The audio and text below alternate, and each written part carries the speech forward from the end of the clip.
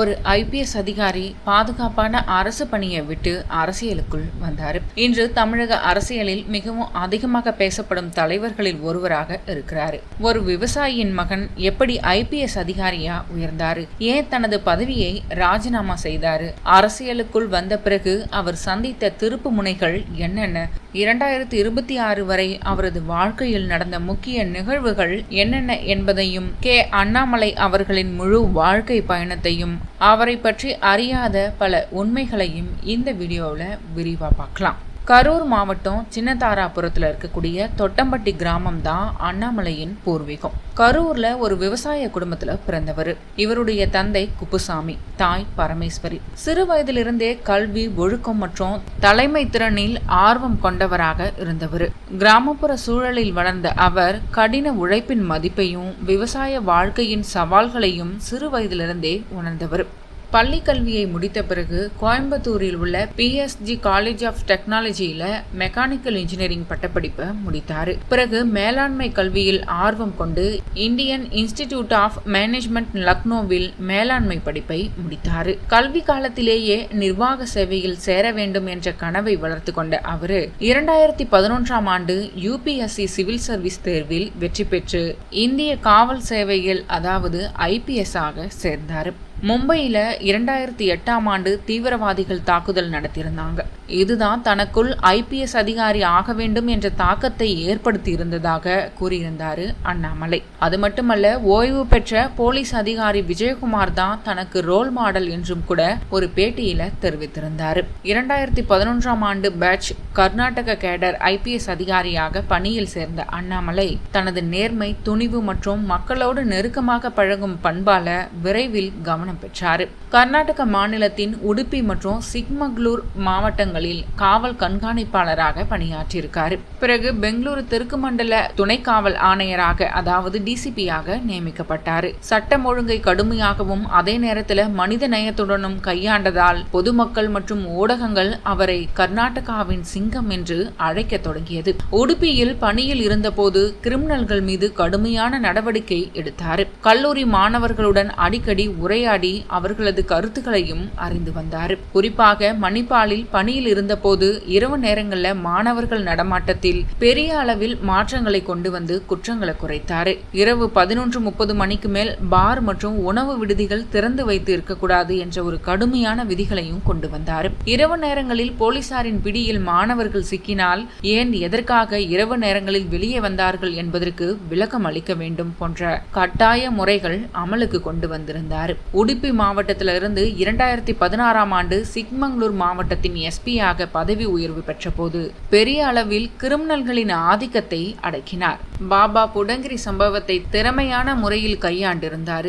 பாபா புதங்கிரியை இந்து முஸ்லிம்கள் இருவரும் வழிபட்டு வந்தார்கள். இங்கு ஏற்பட்ட கலவரத்தை திறமையாக ஒடுக்கியதோடு அவர்களுக்குள் இணைப்பை ஏற்படுத்தும் விதமா அமைதி குழு ஒன்றும் ஏற்படுத்தியிருந்தார். பிறகு 2018ஆம் ஆண்டு கர்நாடக மாநிலத்தின் முதல்வராக எடியூரப்பா இருந்தபோது ரமணகரா மாவட்டத்தின் SP-யாக பதவி ஏற்குமாறு ஆர்டர் வந்தது. எடியூரப்பா பதவியேற்ற சில மணி நேரங்களில் இந்த உத்தரவு பிறப்பிக்கப்பட்டு இருந்தது. பிறகு 2 நாட்களில் பெங்களூருக்கு DCP-யாக மாற்றப்பட்டார். சிக்மங்களூருவில் இவர் பணியில் இருந்தபோது CT ரவி என்பவருடன் ஏற்பட்ட பழக்கத்தினால RSS கொள்கையில பற்று ஏற்பட்டது. தனக்கு பிடித்த தலைவர் நரேந்திர மோடி என்று பல முறை தெரிவித்திருக்கிறார். காவல்துறையில சிறப்பான எதிர்காலம் இருந்த போதிலும் சமூக மாற்றத்திற்காக நேரடியாக மக்களுடன் பணியாற்ற வேண்டும் என்ற எண்ணம் அவரிடம் உருவானது. அதனால 2019ஆம் ஆண்டு தனது IPS பதவியை ராஜினாமா செய்தார். இந்த முடிவு பலரையுமே ஆச்சரியப்படுத்தியது. அரசு பணியில் உயர்ந்த நிலையில் இருந்த ஒருவர் வசதியான வாழ்க்கையை விட்டு மக்களுக்காக அரசியலுக்குள் வருவது அரிதான நிகழ்வா பார்க்கப்பட்டது. ராஜினாமாவிற்கு பிறகு சில காலம் தனது சொந்த ஊர்ல விவசாயம் மற்றும் சமூக சேவைகள்ல ஈடுபட்டார். பிறகு 2020ஆம் ஆண்டு ஆகஸ்ட் மாதம் பாரதிய ஜனதா பார்ட்டியில அதாவது BJP-ல இணைந்தார். அரசியலுக்கு புதியவராக இருந்தாலும் அவரது பேச்சுத்திறன், நிர்வாக அனுபவம் மற்றும் இளைஞர்களிடையே இருந்த வரவேற்பு காரணமாக மிக விரைவாக மாநில அரசு அரசியலில் முக்கிய முகமா உயர்ந்தார். கட்சியில் சேர்ந்த சில மாதங்களிலேயே தமிழக பாஜக துணைத் தலைவராக நியமிக்கப்பட்டார். பிறகு 2021ஆம் ஆண்டு தமிழக சட்டமன்ற தேர்தலில் அரவக்குறிச்சி தொகுதியில போட்டியிட்டார். அந்த போட்டியில் வெற்றி பெறவில்லை என்றாலும் மாநிலம் முழுவதும் அவருடைய பெயர் பரவலா அறியப்பட்டது. அதே ஆண்டு ஜூலை மாதத்துல தமிழக பாஜக மாநில தலைவராக நியமிக்கப்பட்டார். அந்த பதவியில் இருந்த காலத்தில் தமிழகம் முழுவதும் பல பயணங்கள் மேற்கொண்டு கட்சியின் அடித்தளத்தை விரிவுபடுத்த முயன்றார். அவரது நடைப்பயணங்கள், பொதுக்கூட்டங்கள் மற்றும் அரசை விமர்சிக்கும் ஆவண வெளியீடுகள் பெரும் கவனத்தை பெற்றது. 2023 மற்றும் 24 காலகட்டங்களில் அண்ணாமலை தேசிய அளவிலும் கவனம் பெற்றார். வெளிநாட்டு இந்தியர்கள், தமிழ் மக்கள் மற்றும் பல்வேறு சர்வதேச நிகழ்ச்சிகளில் பங்கேற்றார். 2024ஆம் ஆண்டு இங்கிலாந்தின் யூனிவர்சிட்டி ஆஃப் ஆக்ஸ்போர்ட்ல தலைமைத்துவம் தொடர்பான சிறப்பு பயிற்சியிலுமே கலந்து கொண்டார். பிறகு 2024 மக்களவைத் தேர்தலில் கோயம்புத்தூர் தொகுதியில் போட்டியிட்டார். ஆனால் தேர்தலில் வெற்றி பெறவில்லை. இருந்தாலும் தமிழக அரசியலில் முக்கிய எதிர்க்கட்சி தலைவர்களில் ஒருவராக தொடர்ந்து பேசப்பட்டார்.